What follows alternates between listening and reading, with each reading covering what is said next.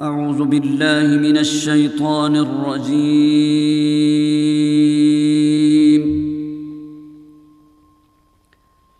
بسم الله الرحمن الرحيم.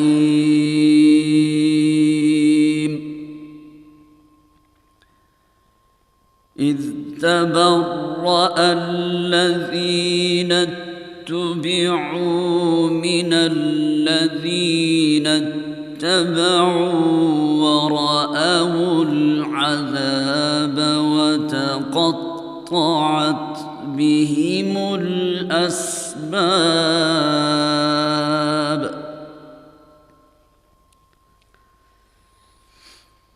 وقال الذين اتبعوا لو أن لنا كرة فنتبرأ منهم كما تبرؤوا منا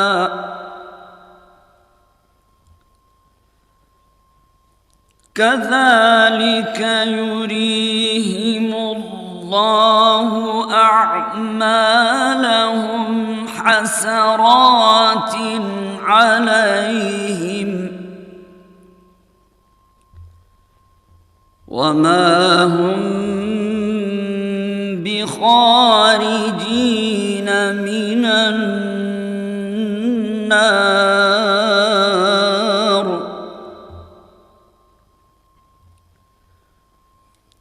يا أيها الناس كلوا مما في الأرض حلالا طيبا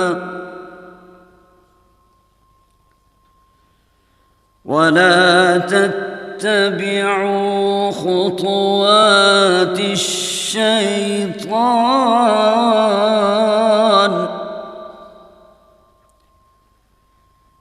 إنه لكم عدو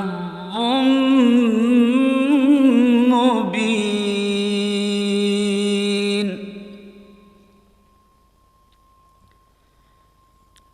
إنما يأمركم بالسوء والفحشاء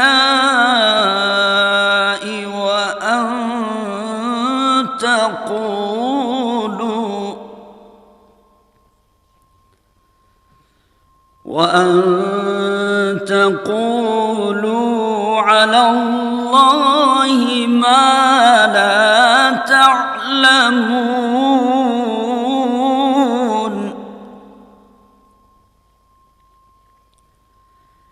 وإذا قيل لهم اتبعوا ما أنزل الله قالوا بل نتبع ما ألفينا عليه آباءنا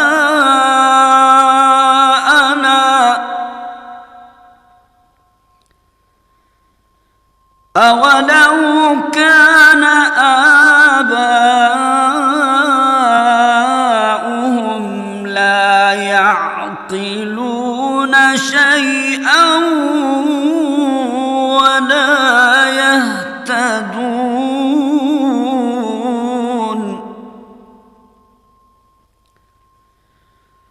ومثل الذين كفروا كمثل الذي ينعق بما لا يسمع إلا دعاء ونداء صم بكم عمي فهم لا يعقلون.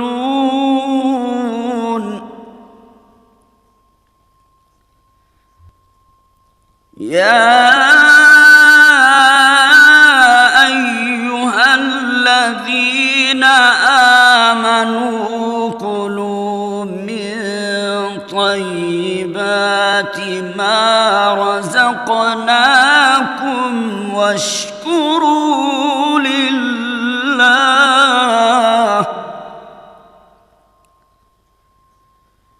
واشكروا لله إن كنتم إياه تعبدون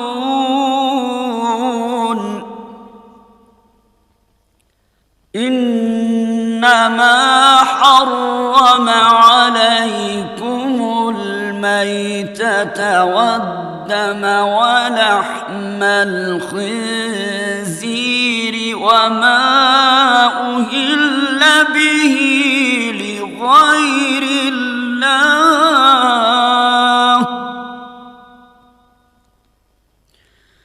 فمن اضطر غير باغ ولا عاد فلا إثم عليه إن الله غفور رحيم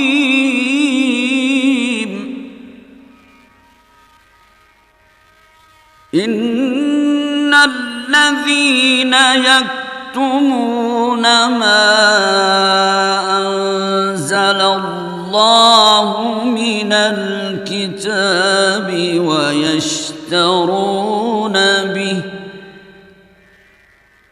ويشترون به ثمنا قليلا أولئك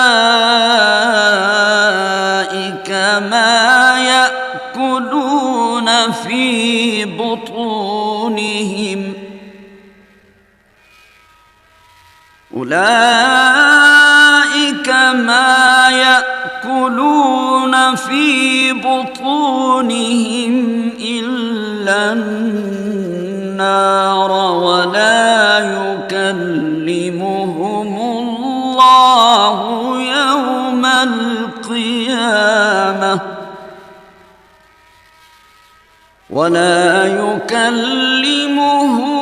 الله يوم القيامة ولا يزكيهم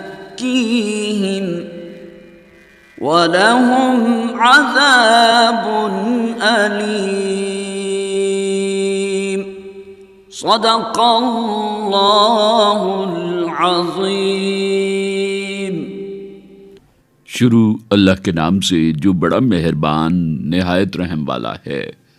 اس دن پیشوا اپنے پیروں سے بیزاری ظاہر کریں گے اور عذاب دیکھ لیں گے اور ان کے آپس کے تعلقات منقطع ہو جائیں گے۔ پیروی کرنے والے کہیں گے کہ اے کاش ہمیں پھر دنیا میں جانا نصیب ہوتا کہ جس طرح یہ ہم سے بیزار ہو رہے ہیں اسی طرح ہم بھی ان سے بیزار ہوں۔ اس طرح اللہ ان کے اعمال حسرت بنا کر دکھائے گا اور وہ دوزخ سے نہیں نکل سکیں گے۔ لوگو، جو چیزیں زمین میں حلال طیب ہیں وہ کھاؤ اور شیطان کے قدموں پر نہ چلو، وہ تمہارا کھلا دشمن ہے۔ وہ تو تم کو برائی اور بے حیائی ہی کے کام کرنے کو کہتا ہے اور یہ بھی کہ اللہ کی نسبت ایسی باتیں کہو جن کا تمہیں علم نہیں۔ اور جب ان سے کہا جاتا ہے کہ جو اللہ نے نازل فرمائی ہے اس کی پیروی کرو تو کہتے ہیں بلکہ ہم تو اسی چیز کی پیروی کریں گے جس پر ہم نے اپنے باپ دادا کو پایا۔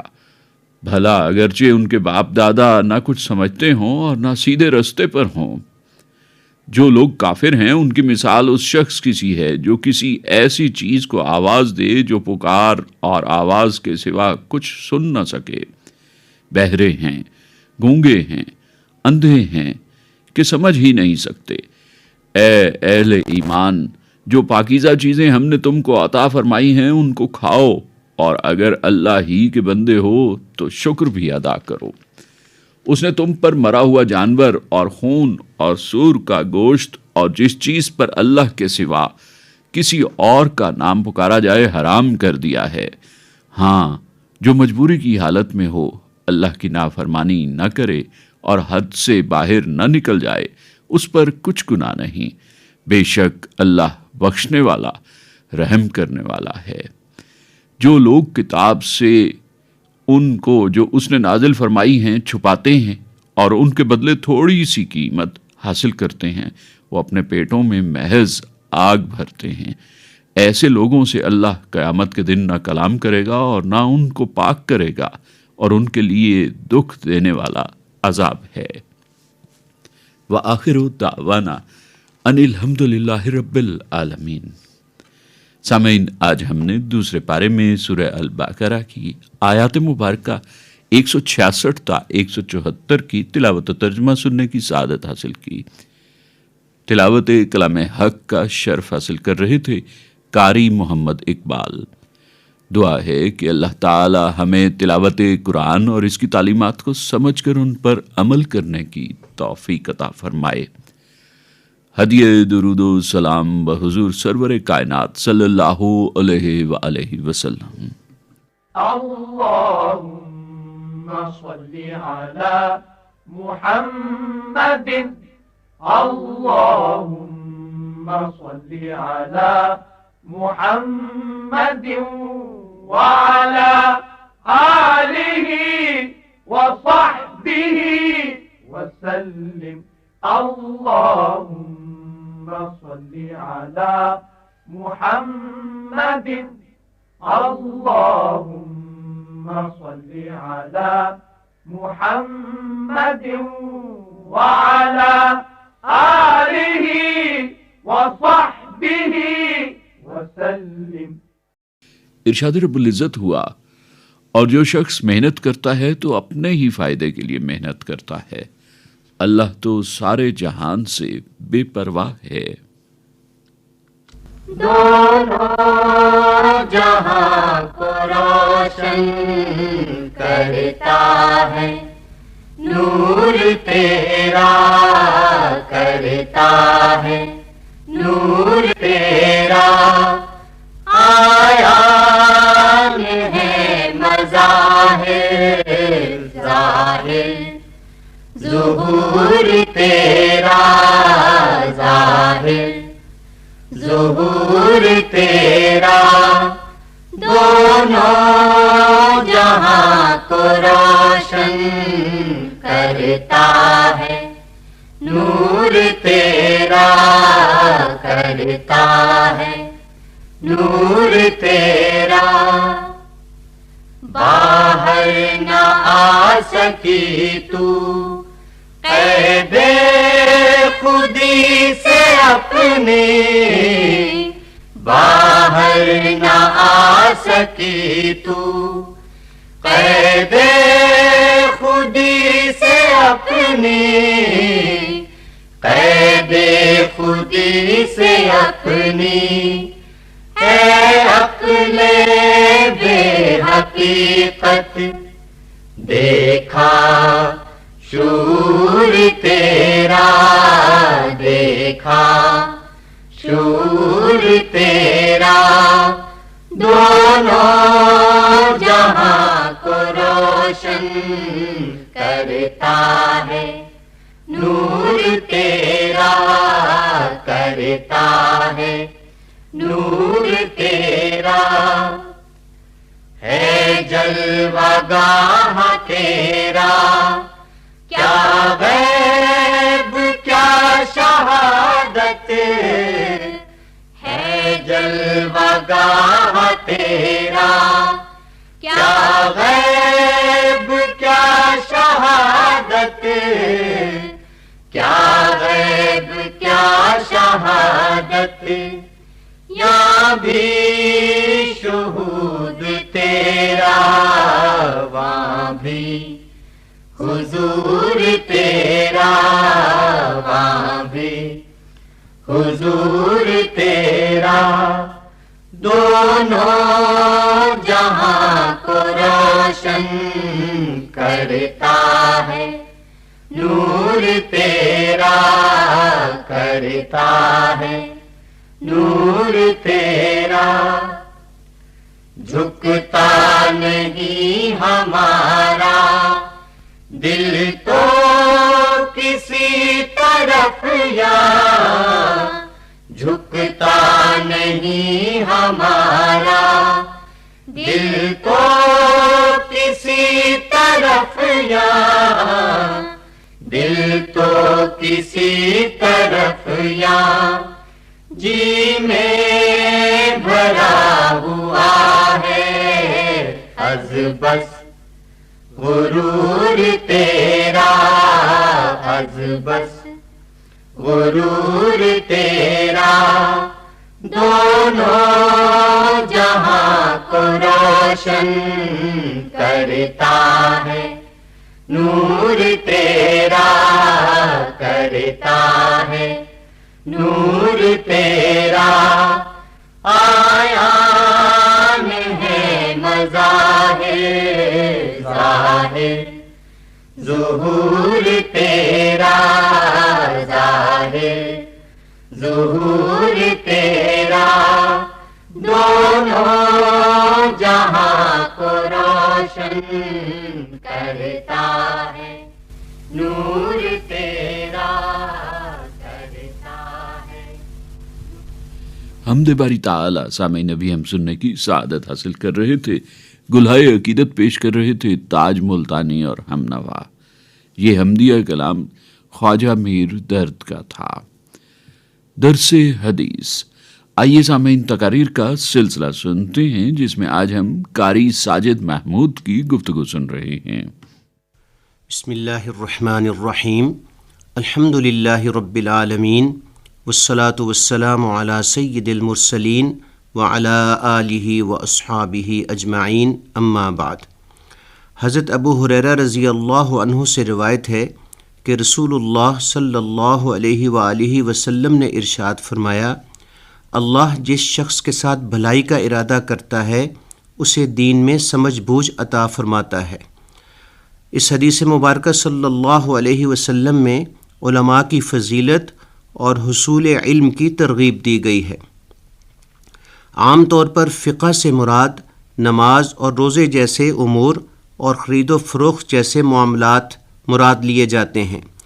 عقائد و اخلاق کو الگ علوم تصور کیا جاتا ہے، لیکن قرآن مجید اور احادیث نبویہ میں جہاں فقہ اور تفقہ کے الفاظ آئے ہیں، ان سے یہ اصطلاحی معنی مراد نہیں، بلکہ وہاں مطلقاً دین کا علم و فہم مراد ہوتا ہے، جس میں عبادات و معاملات کے ساتھ ساتھ اصلاح قلب، تزکیہ نفس، اخلاق حسنہ اور عقائد صحیحہ وغیرہ سبھی مراد ہوتے ہیں۔ جس کو ان چیزوں کا علم حاصل ہو جائے وہ اللہ کے حقوق بھی ادا کر سکتا ہے، اپنی ذات کے حقوق بھی، اور احباب و اقارب کے علاوہ عام مسلمانوں اور اصحاب اقتدار کے حقوق بھی ادا کر سکتا ہے۔ اس طرح اس کی زندگی قرآن و سنت کے سانچے میں ڈھل کر دینی اور دنیاوی خیر و برکت کا ذریعہ بن جاتی ہے، اور وہ دوسروں کے لیے بھی سراپا رحمت بن جاتا ہے۔ یہی وہ خیر عظیم ہے جس سے بڑھ کر کوئی خیر نہیں۔ دین و دنیا کی یہ برکات وہی شخص حاصل کر سکتا ہے جو مذکورہ بالا امور کے بارے میں شرعی احکام سے واقف ہو، لہٰذا اس سے علم دین سیکھنے کی اہمیت اور ضرورت واضح ہوتی ہے۔ اس حدیث مبارکہ صلی اللہ علیہ وسلم سے دین کے معلمین اور مدرسین کا بلند مقام بھی واضح ہوتا ہے۔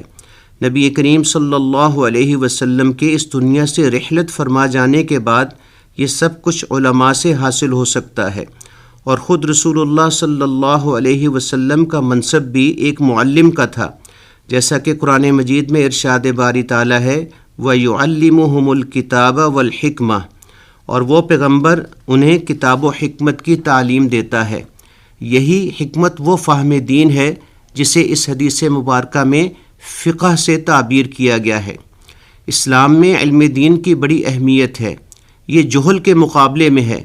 علم دین سراپا نور و ہدایت ہے اور جہل سراپا کفر و ضلالت ہے۔ اسلام نے ہمیں علم دین کے حصول کا حکم دیا۔ قرآن و حدیث میں علم دین کی بڑی اہمیت اور فضیلت بیان کی گئی۔ ان میں علم کی فضیلت اور اہل علم کا بڑا درجہ اجاگر کیا گیا۔ ارشاد باری تعالیٰ ہے یرفع اللہ الذین آمنوا منکم والذین اوتوا العلم درجات، اور اللہ تعالیٰ تم میں سے ان لوگوں کو جو ایمان لائے اور جو علم دیا گیا اس میں ان کے درجے بلند کرے گا۔ یہاں انفرادی طور پر اللہ تعالیٰ نے بتلا دیا کہ جو بھی ایمان والا اور علم والا ہے اس کے درجات کو اللہ تعالیٰ بلند کر دیتے ہیں۔ نبی کریم صلی اللہ علیہ وسلم نے قرآن کو قوموں اور ملتوں کی بلندی کا سبب قرار دیا ہے۔ ارشاد نبوی صلی اللہ علیہ وسلم ہے کہ بے شک اللہ تعالیٰ اس کتاب کے ذریعے قوموں کو اٹھاتا ہے اور اسی کتاب کے بدلے قوموں کو نیچے بھی گراتا ہے۔ نبی کریم صلی اللہ علیہ وسلم نے ارشاد فرمایا کہ بلا شبہ عالم کی عابد پر فضیلت ایسے ہی ہے جیسے کہ 14ویں کے چاند کو سب ستاروں پر ہوتی ہے۔ بلا شبہ علماء انبیاء کے وارث ہیں۔ علم حصول کے دین سے جنت کے راستے آسان ہوتے ہیں۔ اللہ کے نبی صلی اللہ علیہ وسلم نے ارشاد فرمایا، جو علم دین کی تلاش میں نکلتا ہے اللہ اس کے لیے جنت کے راستے آسان کر دیتا ہے۔ ان تمام احادیث مبارکہ سے نہ صرف علم کی اہمیت اور فضیلت معلوم ہوتی ہے بلکہ اس کی اشد ضرورت کا بھی اندازہ ہوتا ہے۔ علم دین کی اہمیت ضرورت صدا سے رہی ہے۔ نبی علیہ الصلاۃ والسلام کا ارشاد گرامی ہے، طلب العلم فریضۃ علی کل مسلم، علم دین کا سیکھنا ہر مسلمان پر فرض ہے۔ آج کی زیر مطالعہ حدیث مبارکہ صلی اللہ علیہ وسلم سے واضح ہو رہا ہے کہ علم دین کی اہمیت اور دین کی سمجھ بوجھ وقت کی شدید ترین ضرورت ہے۔ اس وقت دین اسلام کو بہت سارے چیلنجز کا سامنا ہے۔ یہ فتنے کا دور ہے۔ اپنی جگہ ہزاروں قسم کے فتنے سر اٹھا چکے ہیں۔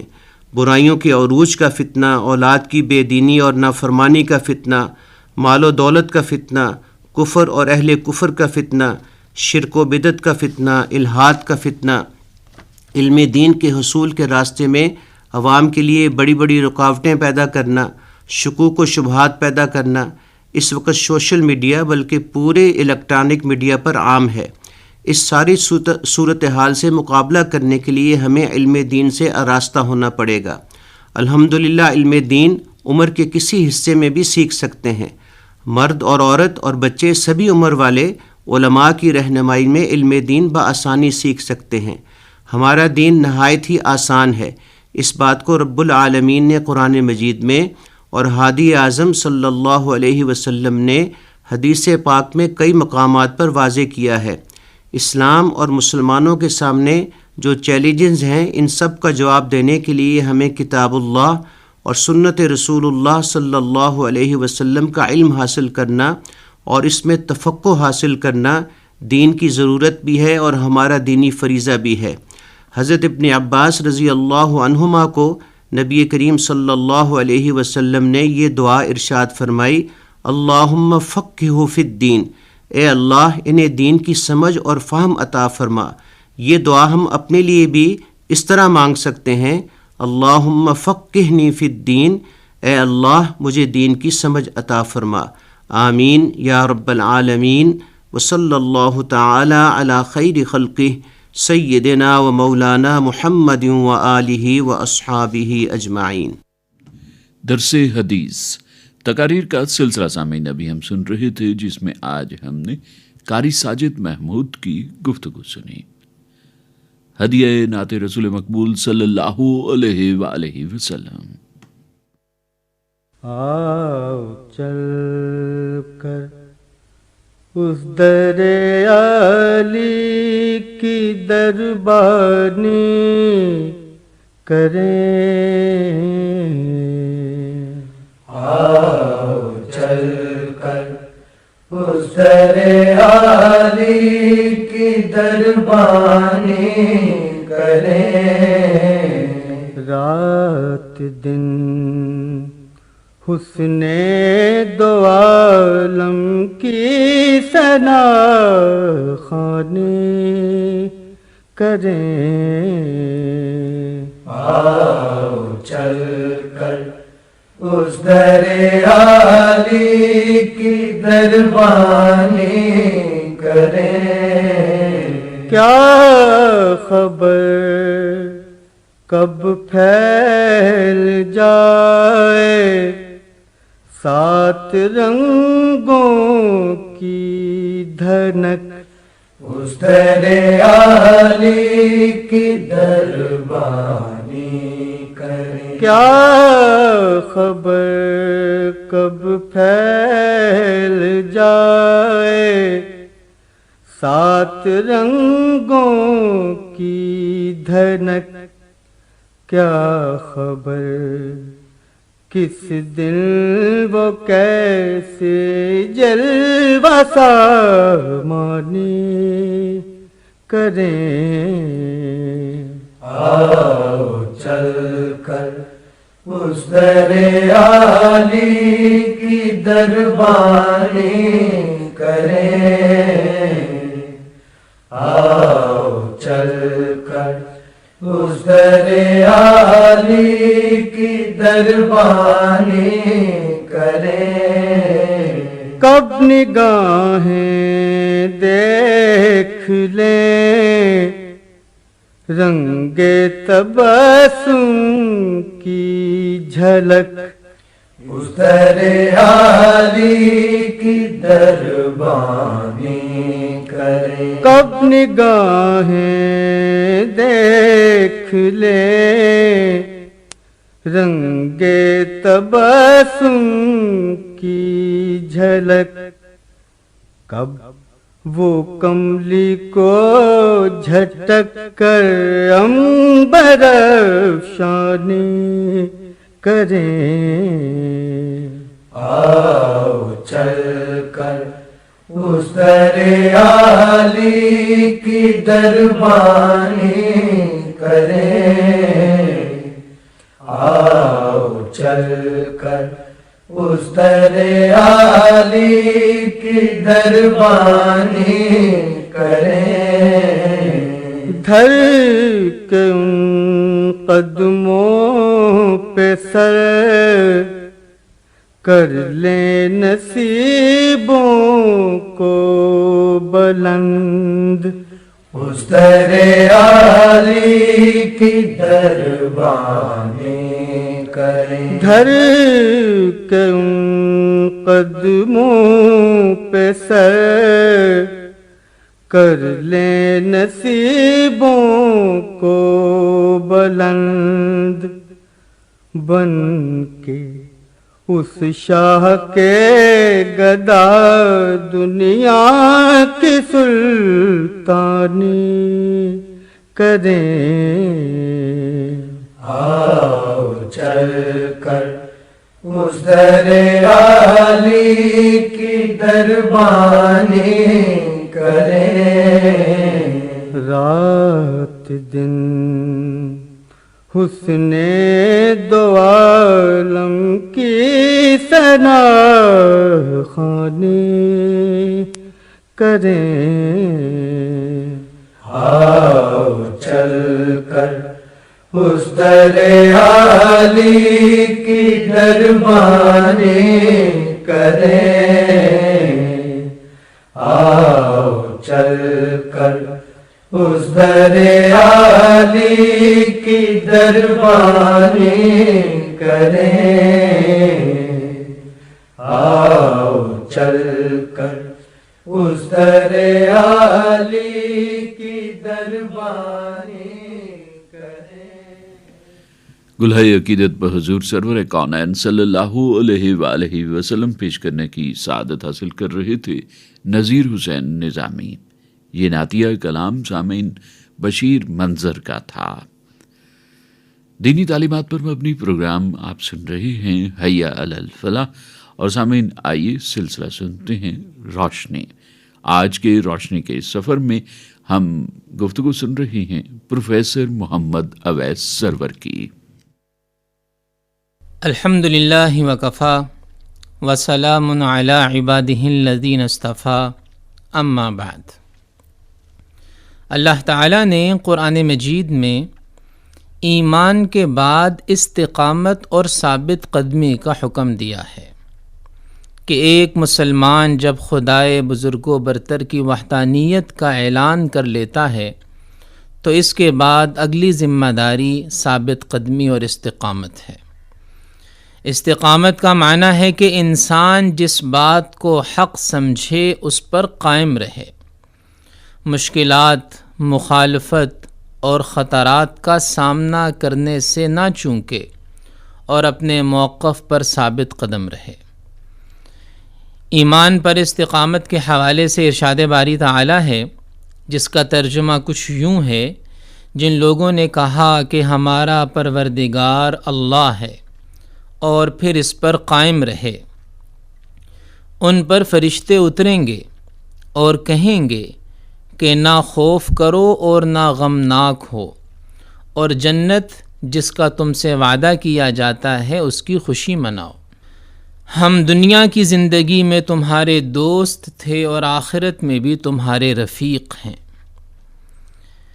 استقامت دراصل ایک اخلاقی صفت ہے، اور اس صفت کے بارے میں قرآن مجید کا اسلوب بے مثال ہے۔ قرآن تجویز کرتا ہے کہ استقامت اور ثابت قدمی دکھانے والوں کو تسلی حاصل ہوتی ہے اور اطمینان کی ناقابل شکست دولت میسر آتی ہے۔ روحانی سکون اور باطنی قوت کی تائید اس آیت مبارکہ میں فرشتوں کے اترنے اور توجہ الہی سے ہوتی ہے۔ یوں تو استقامت زندگی کے ہر عمل میں مطلوب ہے۔ انسان کچھ بھی کرے، کوئی بھی کام کرے، کوئی بھی شعبہ یا پیشہ اختیار کرے، اس میں ثابت قدمی اور استقامت کی اہمیت سے انکار تو ہو ہی نہیں سکتا۔ دنیا میں جس شخص کو بھی کامیابی ملی یا عروج ملا، اس کے پیچھے جو ایک اہم صفت تھی، ایک اہم خوبی تھی، وہ ثابت قدمی اور استقامت تھی۔ تو استقامت ویسے تو زندگی کے ہر عمل میں مطلوب ہے، لیکن دین پر عمل کرنے اور دین کی نشر و اشاعت میں استقامت کی خوبی بطور خاص اہمیت اور فضیلت رکھتی ہے۔ دعوت اللہ کی راہ میں سب سے بڑی اخلاقی فضیلت استقامت ہے۔ تاریخ دعوت کا کوئی مرحلہ استقامت سے خالی نہیں۔ کسی دور کی اسلامی دعوت اور اسلامی تحریک کی مثال نہیں ملتی جس میں مشکلات پیش نہ آئی ہوں۔ کسی تحریک کے کارکنوں پر عرصہ حیات تنگ نہ کیا گیا ہو اور انہیں ان حالات کا مردانہ وار مقابلہ کرنے، دکھ سہنے، مصائب برداشت کرنے اور ثابت قدم رہنے کا حکم نہ دیا گیا ہو۔ حضرت خباب رضی اللہ عنہ کہتے ہیں کہ میں ایک مرتبہ رسول اللہ صلی اللہ علیہ وسلم کی خدمت میں حاضر ہوا۔ آپ کعبہ کے سائے میں ایک چادر پر تکیہ لگائے تشریف فرما تھے۔ اس دور میں ہم مشرکین کے ہاتھوں بہت تکلیف اٹھا رہے تھے۔ میں نے عرض کیا کہ آپ اللہ سے دعا کیوں نہیں فرماتے؟ یہ سنتے ہی آپ بیٹھ گئے اور چہرہ مبارک کا رنگ متغیر ہو گیا۔ آپ نے فرمایا کہ تم سے پہلے ایسے لوگ تھے جن کے گوشت کو اور پٹھوں کو اور ان کی ہڈیوں کو لوہے کی کنگیاں چبھوئی جاتی تھیں، مگر وہ دین برحق سے منحرف نہیں ہوئے۔ ان کے سر کے درمیان آرا چلایا جاتا تھا اور 2 ٹکڑے کر دیے جاتے تھے، لیکن وہ اپنے سچے دین سے کبھی نہیں پھرے۔ اللہ تعالی ہماری محنت کو ضرور پورا کرے گا، یہاں تک کہ ایک شخص صنعاء سے حضر موت تک جائے گا اور اللہ کے سوا اس کو کسی کا ڈر نہیں ہوگا۔ اللہ تعالیٰ نے رسول اللہ صلی اللہ علیہ وسلم کی اس استقامت اور ثابت قدمی کو ایسا قبول فرمایا کہ آپ کے دین اسلام کو پوری دنیا پر غالب فرمایا۔ اور استقامت بہت بڑی خوبی اور دین کی سب سے بڑی حقیقت ہے۔ رسول اللہ صلی اللہ علیہ وسلم نے فرمایا کہ جب تم یہ کہہ لو کہ میرا رب اللہ ہے، پھر اس پر استقامت اختیار کرو، ثابت قدم رہو۔ ایک مسلمان کا کام یہ ہے کہ جب وہ کسی نیک مقصد کو اپنا لے تو اس کو تکمیل تک پہنچائے، اس کے رستے میں آنے والی داخلی اور خارجی رکاوٹوں کی پرواہ نہ کرے۔ یہ رکاوٹیں بعض اوقات انسان کے اندر سے جنم لیتی ہیں، جیسے سستی، کاہلی اور لاپرواہی، اور بعض اوقات اس نیک مقصد کی راہ میں خارجی عوامل رکاوٹ بنتے ہیں، لیکن ان رکاوٹوں کو خاطر میں نہ لانا اور اپنی منزل کی طرف، اللہ کی رضا کی طرف اور خیر کی طرف بڑھتے چلے جانا ایک مومن کا شیوا ہے۔ اللہ پاک سے دعا ہے کہ وہ ہم میں سے ہر ایک کو ان باتوں کو سمجھ کر ان پر عمل کی توفیق عطا فرمائے۔ وآخر دعوانا ان الحمدللہ رب العالمین۔ روشنی اعلیٰ اخلاقی قدروں پر مبنی سلسلہ سامعین ابھی ہم سن رہے تھے، جس میں آج ہم نے پروفیسر محمد اویس سرور کی گفتگو سنی۔ نبی کریم صلی اللہ علیہ وآلہ وسلم نے ارشاد فرمایا، دو لوگ قابل رشک ہیں، ایک وہ جسے اللہ نے مال عطا کیا اور وہ اس کو اللہ کی راہ میں خرچ کر رہا ہو، دوسرا وہ شخص جس کو اللہ نے علم و حکمت عطا فرمائی ہو، وہ خود اس پر عمل کرتا ہو اور لوگوں کو بھی اس کی تعلیم دیتا ہو۔ آ گیا رات غم ہجر میں جینا مجھ کو، آ گیا رات غم ہجر میں جینا مجھ کو، میرے مولا نے دکھایا ہے مدینہ مجھ کو، میرے مولا نے دکھایا ہے مدینہ مجھ کو، رہ گزر شہر مدینہ کی ہے آئینہ بکف، رہ گزر شہر مدینہ کی ہے آئینہ بکف، سنگ ریزہ بھی یہاں کا ہے نگینہ مجھ کو، آ گیا راز غم ہجر میں جینا مجھ کو، نارسائی کی اذیت میں کمی ہونے لگی، نارسائی کی اذیت میں کمی ہونے لگی، لے چلا جانب طیبہ جو سفینہ مجھ کو، آ گیا راز غم ہجر میں جینا مجھ کو، آپ کے در پہ تہی دست میں آیا تھا مگر، آپ کے در پہ تہی دست میں آیا تھا مگر، مل گیا رحمت باری کا خزینہ مجھ کو، مل گیا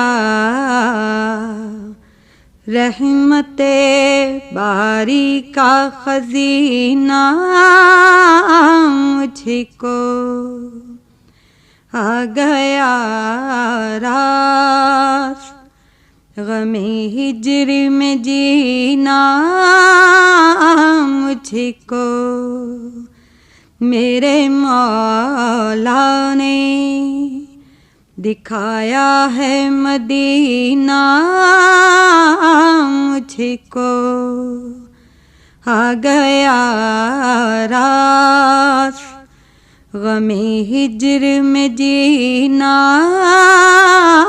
مجھ کو میرے مولا نے دکھایا ہے مدینہ مجھ کو. ہدیہ نعت و حضور سرور کائنات صلی اللہ علیہ وآلہ وسلم پیش کرنے کی سعادت حاصل کر رہی تھیں غزالہ عارف. اور سامعین، یہ نعتیہ کلام مظفر احمد ضیاء کا تھا. آپ نے پوچھا ہے. آئیے سامعین، سلسلہ سنتے ہیں جس میں آپ کے دینی اور سماجی مسائل کے حوالے سے پوچھے گئے سوالات کے جوابات قرآن و سنت کی روشنی میں دے رہے ہیں ڈاکٹر سہیل حسن. بسم اللہ الرحمن الرحیم. الحمد للہ رب العالمین والصلاة والسلام علی سید المرسلین وعلی آلہ وصحبہ اجمعین. ہمارے آج کے پروگرام میں سب سے پہلے خط ہمیں ملا ہے ہری پور سے ثناء اللہ صاحب کا. وہ یہ کہتے ہیں کیا بندوق سے شکار کیا گیا ہرن کھانا جائز ہے، اور اگر جائز نہیں ہے تو پھر ہرن کو بندوق سے شکار کرنے کا صحیح طریقہ کیا ہے؟ تو اس کے جواب میں عرض یہ ہے، اگر آپ بندوق سے ہرن کا نشانہ لگائیں اور تکبیر پڑھ کر فائر کریں اور گولی ہرن کو لگے اور اسی گولی کی وجہ سے ہرن مر جائے تو اس ہرن کو کھانا جائز ہے. اگر آپ ہرن کو زندہ پالیں تو پھر اسے لازمی طور پر ذبح کرنا ضروری ہے. تو بعض علماء نے اس کے بارے میں یہی کہا ہے کہ اگر آپ بندوق سے پرندے، خرگوش، ہرن کوئی بھی شکار کرتے ہیں اور بندوق چلاتے وقت آپ نے تکبیر پڑھی ہے تو یہ پھر شکار حلال ہوگا، چاہے آپ کو مردہ حالت میں ملے. اس لیے کہ نبی کریم صلی اللہ علیہ وسلم کا فرمان ہے، جو چیز خون بہا دے اس پر اللہ کا نام لیا گیا ہو تو اسے کھا لو. اسی طرح رسول اللہ صلی اللہ علیہ وسلم کا یہ بھی فرمان ہے کہ جب آپ اپنے شکاری کتے کو شکار کے لیے چھوڑیں اور آپ نے اللہ کا نام لیا ہو تو اسے کھا لو. لیکن اگر آپ شکار کو ایسی زندہ حالت میں پائیں کہ وہ ذبح ہونے والے جانور سے زیادہ حرکت کر رہا ہو تو پھر آپ پر لازم ہے کہ اسے ذبح کریں اور ذبح کرتے ہوئے اللہ کا نام لیں. چنانچہ اگر آپ ایسا نہیں کرتے اور جانور مر جاتا ہے تو وہ جانور آپ کے لیے حرام ہے. یہاں فائر کرتے وقت اللہ کا نام لینا انتہائی ضروری ہے، کیونکہ اگر آپ اللہ کا نام نہیں لیتے تو آپ کے لیے وہ شکار حرام ہو جائے گا. اللہ کا نام بھول جانے پر بھی وہ جانور حرام ہی رہے گا، کیونکہ نبی کریم صلی اللہ علیہ وسلم کا فرمان ہے، جو چیز خون بہا دے اور اللہ کا نام اس پر لیا گیا ہو تو اسے کھا لو. اور اسی طرح فرمانے باری تعالی ہے، وَلَا تَأْكُلُوا مِمَّا لَمْ يُذْكَرِ اسْمُ اللَّهِ عَلَيْهِ، اور تم اس چیز کو مت کھاؤ جس پہ اللہ کا نام نہیں لیا گیا. اسی طرح ایک اور عالم دین اس طرح فرماتے ہیں کہ فائر کرتے وقت اللہ کا نام لینا ضروری ہے، لہذا گن میں گولیاں لوڈ کرتے ہوئے نام لینا کافی نہیں ہوگا، کیونکہ نبی کریم صلی اللہ علیہ وسلم نے فرمایا ہے کہ جب تم اپنا تیر چلاؤ تو اللہ کا نام لو. تو یہ حدیث صحیح حدیث ہے، جیسے کہ ہم صحیح مسلم میں اس کو دیکھتے ہیں. دوسرا خط ہمیں ملا ہے مانسیرا سے خان محمد صاحب کا. وہ یہ کہتے ہیں کہ قرآن کے حق کی قسم اٹھانے کا کیا حکم ہے؟ تو عرض یہ ہے کہ کسی کے لیے بھی قرآن کریم کے حق کی قسم اٹھانا جائز نہیں ہے، کیونکہ قرآن کریم کا ہم پر حق یہ ہے کہ ہم قرآن کریم کی تعظیم کریں، قرآن کریم کی اتباع کریں اور ایمان لائیں کہ یہ اللہ تعالیٰ کا کلام ہے، اور یہ سب کے سب کام ہمارے اپنے افعال ہیں. اور یہ اصول ہے کہ مخلوق یا مخلوق کے افعال کی قسم نہیں اٹھائی جا سکتی. اس لیے قسم صرف اللہ اور اللہ کی ذات یا اللہ تعالیٰ کے اسماء حسنہ یا صفات کے ذریعے سے ہی اٹھائی جا سکتی ہیں، کیونکہ نبی کریم صلی اللہ علیہ وسلم کا فرمان ہے، جو کوئی بھی قسم اٹھانے والا ہو تو وہ صرف اللہ تعالیٰ کی قسم اٹھائے یا پھر خاموش ہو جائے. اللہ تعالیٰ ہم سب کو اس میں سمجھنے کی اور عمل کرنے کی توفیق عطا فرمائے. تیسرا خط ہمیں ملا ہے تحصیل ڈسکا، ضلع سیالکوٹ سے خوشی محمد ہنجرا صاحب نے لکھا ہے، اور وہ کہتے ہیں کہ اکثر بازار میں ہم دیکھتے ہیں کہ جو کپڑے کی دکانیں ہیں وہاں پہ اس قسم کے مجسمے رکھ دیے جاتے ہیں جو کہ اچھے نہیں لگتے، اور خاص طور پہ خواتین کے لیے ایک طرح سے ایک توہین کا معاملہ ہوتا ہے. تو اس کے بارے میں شریعت ہمیں کیا کہتی ہے؟ اس کے جواب میں عرض یہ ہے کہ اس قسم کے مجسمے رکھنا یہ چیز مناسب نہیں ہے، اس لیے کہ ایک تو یہ ہے کہ یہ مجسمے ہیں، اور نبی کریم صلی اللہ علیہ وسلم نے ایسے گھر میں یا ایسی جگہ پہ فرمایا ہے کہ جہاں پہ کوئی بھی مجسمے ہوں گے تصویر کی صورت میں یا مجسمے کی شکل میں یا کوئی کتا ہوگا تو وہاں پہ فرشتے نہیں آئیں گے. تو لہذا پھر ایک تو یہ ہے کہ یہ ایک اخلاقی طور پر بھی ایک اچھی چیز نہیں ہے کہ اس طرح کے مجسمے لگائے جائیں، خواتین کے مجسمے بنا کے ان کے جسمانی اعضاء کو اس طرح ظاہر کر کے، یہ مناسب نہیں ہے. اور دوسری بات یہ ہے کہ اسے جب ہماری شریعت نے پسند نہیں کیا گیا اس لیے کہ ہم تو بت شکن ہیں، جیسے کہ آپ نے کہا ہے، ہم اس قسم کی کوئی چیز نہیں پسند کرتے جو کہ ایک مسلمان کے لیے زیب نہیں دیتی ہے. اور ایک مسلمان تو بتوں کی نہ پوجا کرتا ہے اور نہ ہی بتوں کو اس طرح احترام کی شکل دیتا ہے. تو اسی لیے پھر ہمیں ایسی حرکت سے پرہیز کرنا چاہیے کہ جس میں ایسی ہی بات ہو کہ جو کہ بت پرستی کی طرف لے جاتی ہو. ایک اور خط ہمیں ملا ہے ضلع خیبر سے نواب خان صاحب کا، اور وہ یہ کہتے ہیں کہ بعض لوگ مسجدوں میں نماز کے لیے اگر آتے ہیں تو مسجد میں بھی دنیاوی بات چیت شروع کر دیتے ہیں. تو اس کے بارے میں ہمیں شریعت کیا کہتی ہے؟ تو اس کے بارے میں بھی عرض یہی ہے کہ مسجدیں اللہ تعالیٰ نے جو بنائی ہیں وہ اللہ کی عبادت کے لیے بنائی ہیں، اور نبی کریم صلی اللہ علیہ وسلم کا بھی یہی حکم ہے کہ مساجد میں کسی قسم کی ایسی بات نہ ہو بلکہ وہاں پر بھی اللہ کی عبادت ہو اور اللہ تعالیٰ کے احکام کے مطابق وہاں پہ رہا جائے. تو لہذا اگر ہم اس طرح کی اجازت دے دیں تو وہاں پہ ہر شخص آ کے وہ بات چیت گپ شپ اور اپنے کہانیاں قصے وغیرہ شروع ہو جائیں گے تو یہ ایک اچھی شکل نہیں. اس لیے کہ مسجد کوئی چوپال نہیں ہے، کوئی آپ کی ڈرائنگ روم نہیں ہے، کوئی میٹنگ پوائنٹ نہیں ہے، بلکہ وہ تو عبادت کی جگہ ہے. تو لہذا مسجد کو اسی کے لیے خالص رکھا جائے. اور اس طرح بعض روایت میں اس طرح آتا ہے کہ مسجد میں اس قسم کی باتیں جو ہے نیکیوں کو کھا جاتی ہیں. تو لہذا پھر ہمیں خیال رکھنا چاہیے کہ ہم مسجدوں کو اس چیز سے پاک رکھیں کہ مسجد میں کوئی بھی گپ شپ یا کوئی بھی اس قسم کی دنیاوی باتیں، کاروبار کی باتیں یا اپنے اور مسائل کی باتیں وہاں شروع کر دیں. ٹھیک ہے کہ وہ ایک مسجد ایسی جگہ ہے جہاں پہ سب لوگ آتے ہیں، وہاں کوئی بات بتانی ہو محلے کے لحاظ سے کہ محلے میں یہ کام ہونا چاہیے یہ نہیں ہونا چاہیے، اس قسم کی کوئی بھی ان کو ہدایات دینی ہو تو ایک الگ بات ہے، وہ ہو سکتا ہے. لیکن بات چیت جو ہے گفتگو کی صورت میں کہ لوگ بیٹھ جائیں اور وہاں پہ اس طرح کی بات چیت شروع کر دیں تو یہ کوئی اچھی بات نہیں ہے، اس سے بچنا چاہیے. تو اس طرح پھر ہمیں جو مختلف قسم کی چیزیں ملتی ہیں اس سے بہتر یہی ہے کہ مسجد کو صرف اور صرف خالص، جیسے کہ نبی کریم صلی اللہ علیہ وسلم نے بھی ایک بدو آیا، دیہاتی آیا اور اس نے وہاں پہ گندگی مچا دی تو آپ نے اس کو منع کیا، اس کو بلایا اور اسے کہا کہ دیکھو یہ اللہ کی مسجدیں ہیں، یہاں پر عبادت ہوتی ہے، ذکر الہی ہوتا ہے، قرآن کریم کی تلاوت ہوتی ہے، نمازیں پڑھی جاتی ہیں، تو یہاں پہ یہ چیزیں نہیں ہوتی. اگر تم نے اپنی ضرورت پوری کرنی ہے تو اس کے لیے الگ جگہ بنی ہوئی ہے، وہاں جاؤ، یہاں مسجد میں یہ بات نہ کرو. اس طرح پھر نبی کریم صلی اللہ علیہ وسلم نے اس بدو کو یہ بات بتا دی کہ مساجد جو ہے وہ ان کاموں کے لیے نہیں بنی ہے. اللہ تعالی ہمیں بھی سمجھنے اور عمل کرنے کی توفیق عطا فرمائے. آپ نے پوچھا ہے، دینی و سماجی مسائل کے حوالے سے آپ کے پوچھے گئے سوالات کے جوابات قرآن و سنت کی روشنی میں دے رہے تھے ڈاکٹر سہیل حسن. سامعین، آپ اپنے دینی و سماجی مسائل کا حل جان سکتے ہیں. اس کے لیے آپ اپنے سوالات بذریعہ خط ہم تک پہنچائیے. خط لکھنے کے لیے ہمارا پتہ ہے انچارج پروگرام حیا علی الفلاح، معرفت اسٹیشن ڈائریکٹر، ریڈیو پاکستان، اسلام آباد. قرآن حکیم اور ہماری زندگی. آئیے سامعین سلسلہ سنتے ہیں جس میں آج ہم سورہ اعراف کی آیات مبارکہ 12 تا 14 میں بیان مضامین کے حوالے سے پروفیسر ڈاکٹر اعجاز فاروق اکرم کی گفتگو سن رہے ہیں. اعوذ باللہ من الشیطان الرجیم، بسم اللہ الرحمن الرحیم. قال ما منعك الا تسجد اذ امرتك قال انا خیر منه خلقتنی من نار وخلقته من طین قال فاهبط منها فما يكون لك ان تتكبر فيها فاخرج انك من الصاغرین قال انظرنی الى یوم یبعثون. صدق اللہ العظیم.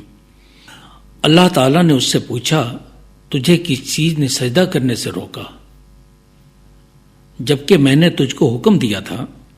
کہنے لگا میں آدم سے بہتر ہوں، تو نے مجھے آگ سے پیدا کیا ہے اور اسے مٹی سے۔ اللہ تعالیٰ نے فرمایا نیچے اتر یہاں سے، تیرا حق نہ تھا کہ یہاں تکبر کرتا، لہذا نکل جا، در حقیقت تو ان لوگوں میں سے ہے جو خود اپنی ذلت چاہتے ہیں۔ ابلیس کہنے لگا اچھا پھر مجھے اس دن تک مہلت دے دے جبکہ یہ سب دوبارہ اٹھائے جائیں گے۔ گزشتہ آیات میں بندوں پر اللہ کی 3 بڑی نعمتوں، دنیا کی زندگی میں تمام مطلوب اسباب عیش کی فراہمی، بندوں کی ان تک رسائی اور ان پر غلبہ و تسلط اور استعمال کے مکمل اختیارات، اور خود تخلیق انسانی کے مراحل کا ذکر اور ان پر شکر گزاری کے عملی رویوں کے اختیار پر متوجہ کیا گیا تھا۔ تخلیق مخلوقات کا ہر پہلو دلچسپ، حیرت انگیز اور چشم کشا ہے۔ جمادات، نباتات، حیوانات و حشرات سبھی کی تخلیق اللہ کی بے مثل قدرت و طاقت اور انسانوں کے لیے اس کی بے پناہ رحمتوں کا مظہر ہے، مگر تخلیق انسانی کا ہر مرحلہ، اس کی نشو و نما اور ربوبیت کا ہر پہلو اور موت کے بعد دوبارہ لازمی حیات کا بالیقین تصور، جہاں جہان حیرت ہے وہیں خدا کی بے شمار مشیتوں اور قدرتوں کا اظہار ہے۔ تخلیق انسانی قرآن کی تعلیمات کی روشنی میں محض ایک کھیل تماشا نہیں بلکہ کائنات کی افضل ترین مخلوق کی افضلیت و اکملیت اور شرف و تکریم کا امتحان ہے۔ یہ امتحان اس دنیا میں خیر و شر، حق و باطل کی فیصلہ کن کشمکش کے لیے لیا جاتا ہے۔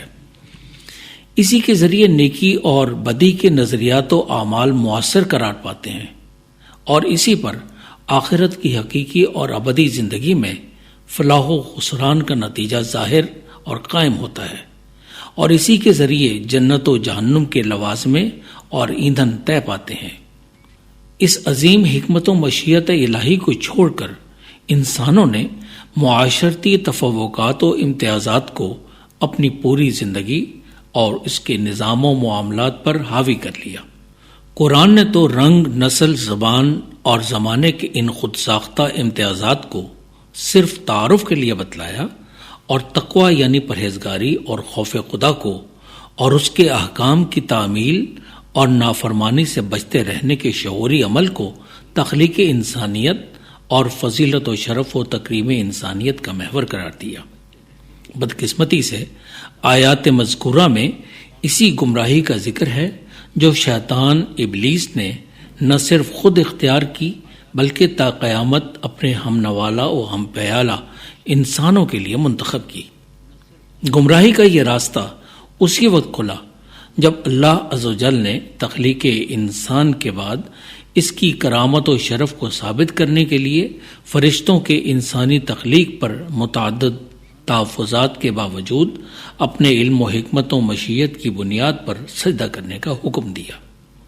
سجدہ عام حالات میں صرف اللہ کے لیے مخصوص اور اسی کا استحقاق اور کسی بھی دوسری مخلوق کے سامنے غیر مقبول بلکہ قطعاً حرام ہے، مگر یہ عمل بھی اللہ کے حکم سے تکریم و فضیلت انسان کے لیے بجا لایا گیا۔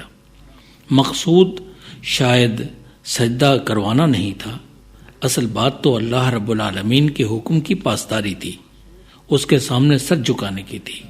رب کے حکم کے سامنے عقل و شعور کے دروازے بند اور حدود و قیود کے سب ضابطے ٹوٹ جاتے ہیں۔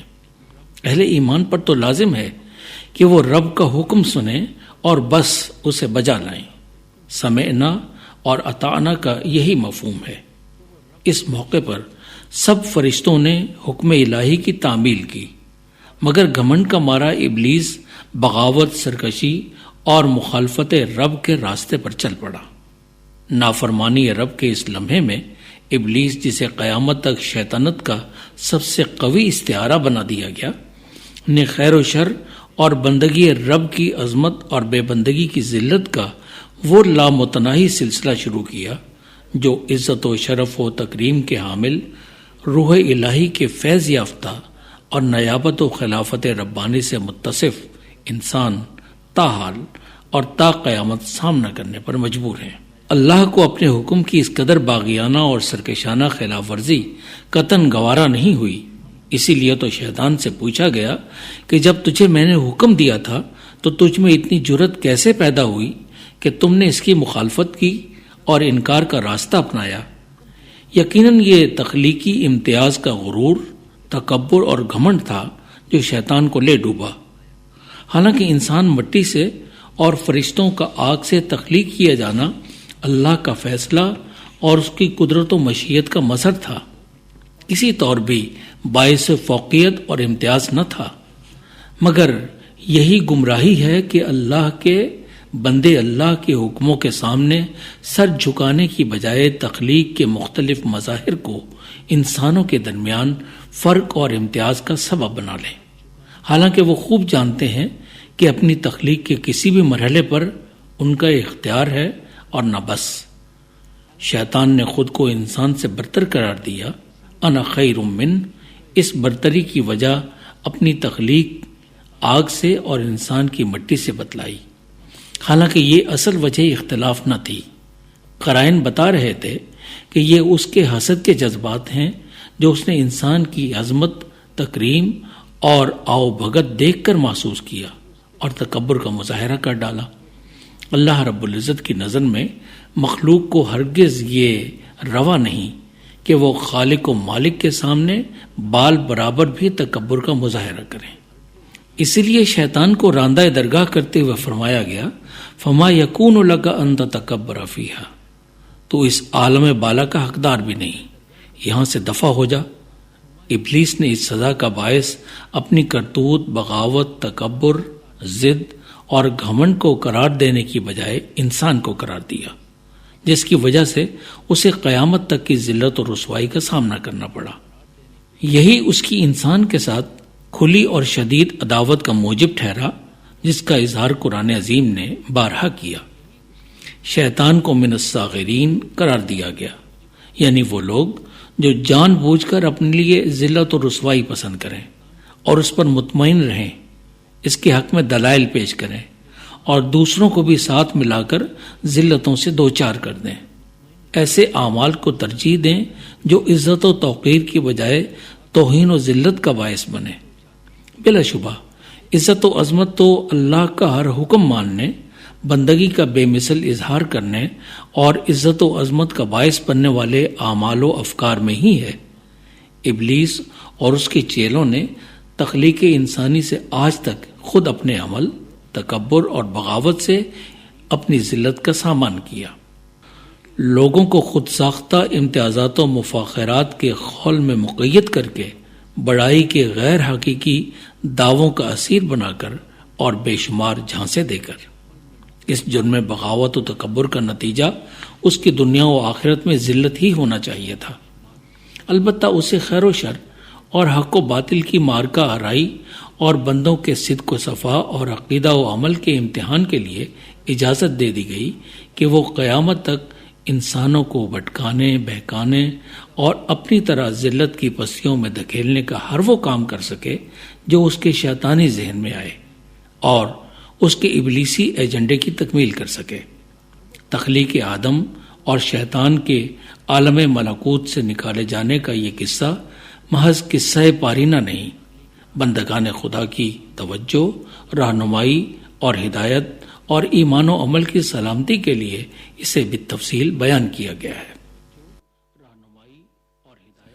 قرآن حکیم اور ہماری زندگی سلسلہ سامعین ابھی ہم سن رہے تھے، جس میں آج ہم نے سورہ اعراف کی آیات مبارکہ 12 تا 14 میں بیان مضامین کے حوالے سے پروفیسر ڈاکٹر اعجاز فاروق اکرم کی گفتگو سنی۔